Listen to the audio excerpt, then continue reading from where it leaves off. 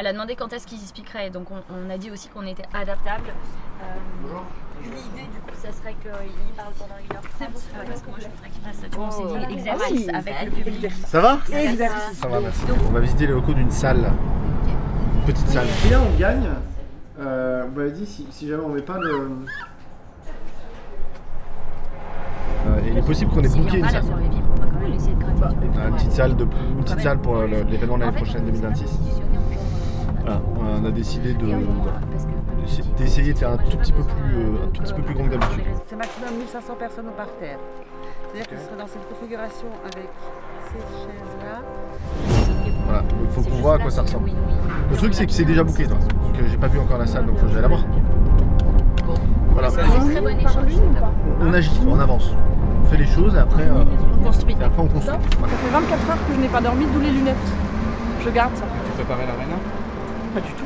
Ah, t'as pas dormi, qu'est-ce que t'as fait? Une insomnie. Une insomnie? Oui. Dû à quoi? Il paraît qu'il y a un événement qui se prépare en 2026. 2026? Mais il y en a un en 2025 aussi. Il y en a un en 2025. Ouais. Il y en a un plus gros en 2025. C'est vrai? Oui. J'ai pas connaissance de ça. Non? Non, ça me dit rien. Ça m'étonne. Ça m'étonne que tu aies raté ça.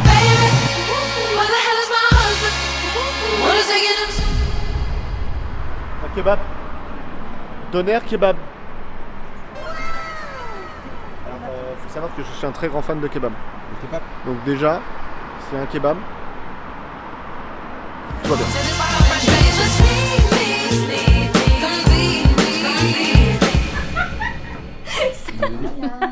Combien qu'on en sait nous?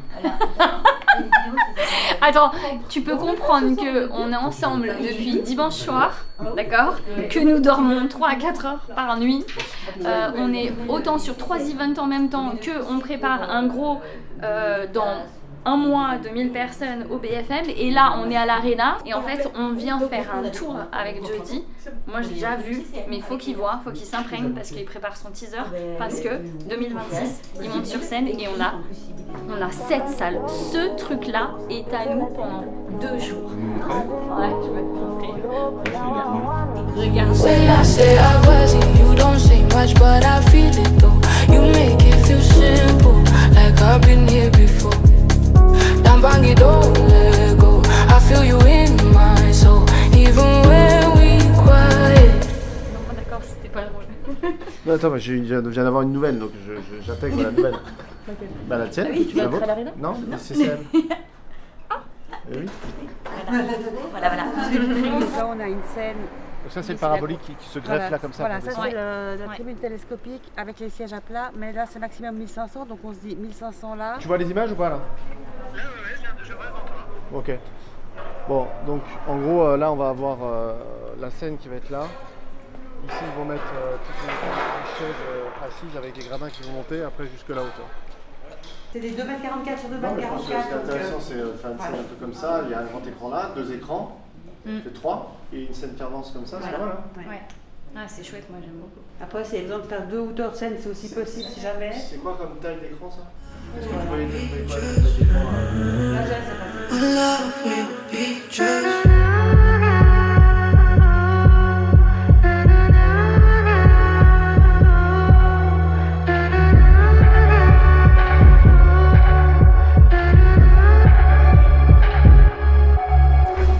C'est très excitant. C'est très excitant et un peu impressionnant. Là, ça y est, on est dans le genre de salle assez ouf. Là. Si, toi, je m'imagine la salle pleine. Tu te dis, ouais, tu vois, c'est... Moi, j'adore. Mais après, ça met la pression parce que, faut la remplir. 2, la rentabiliser. Parce que, mine de rien, c'est des coûts qui sont colossaux, là. Là, on parle de... c'est un petit chiffre quoi.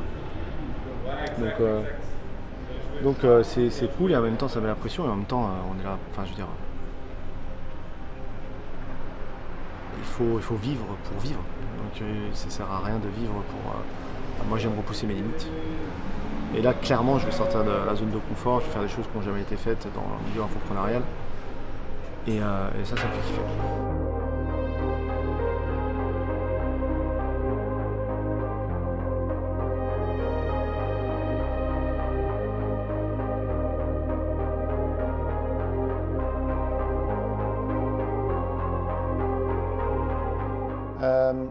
Écoute, là je suis en train de finir une réunion là, sur le recrutement d'un poste clé là, au sein de l'entreprise. Ok.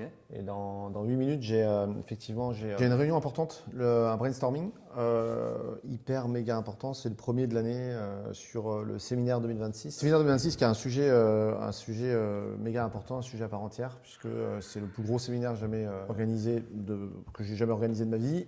Et probablement le plus gros séminaire jamais organisé en infoprenariat. Donc voilà, on attend 5000 personnes, ça va se faire à Genève, donc à l'Arena de Genève, et on est en retard. Voilà, on est à la bourre, donc c'est le premier brainstorming, là j'ai réussi à réunir un maximum de personnes, mais tout le monde ne sera pas là, et il nous manque encore des gens, il faut qu'on fasse le point sur ce qu'on va faire, quoi. Ça représente tout.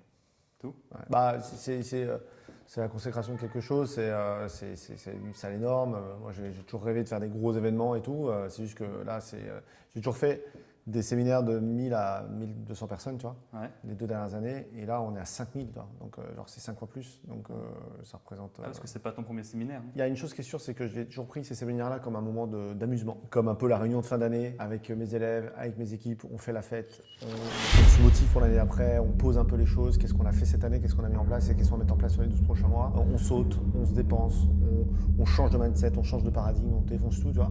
On vient faire le point, on rencontre des gens, on fait du networking. Bref, on passe un moment hors du temps et moi, dans mon niveau, j'ai toujours pris un peu, je ne vais pas dire à la légère, mais c'est quelque chose, je me dis, on verra ça, fin d'année, c'est le petit moment et tout. Je passais pas énormément de temps dessus, sauf que du coup, c'est pas des événements qui sont très rentables, de manière générale, pour la boîte. Aujourd'hui, on rentabilise un peu sur les tickets, on rentabilise un peu parce qu'on propose quelques accompagnements pendant le séminaire, pour ceux qui veulent se former, etc. Mais on n'a pas jamais mis beaucoup d'efforts, sauf que là, les coûts vont être multipliés par 3, par 4, et donc c'est du 6 chiffres, tu vois, plus que 6 chiffres, ça va se compter à mon avis au-delà du million, donc on ne peut plus jouer, quoi.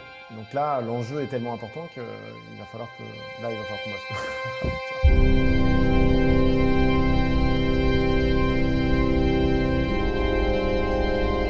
Alors, merci d'être là. Donc, l'idée de cette réunion, c'est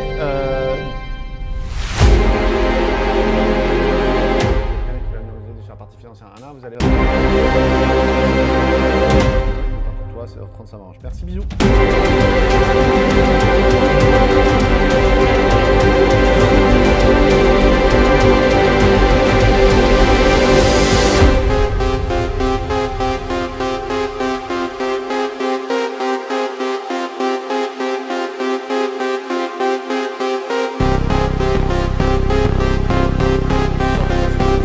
C'est dans la zone d'inconfort qu'on trouve le confort.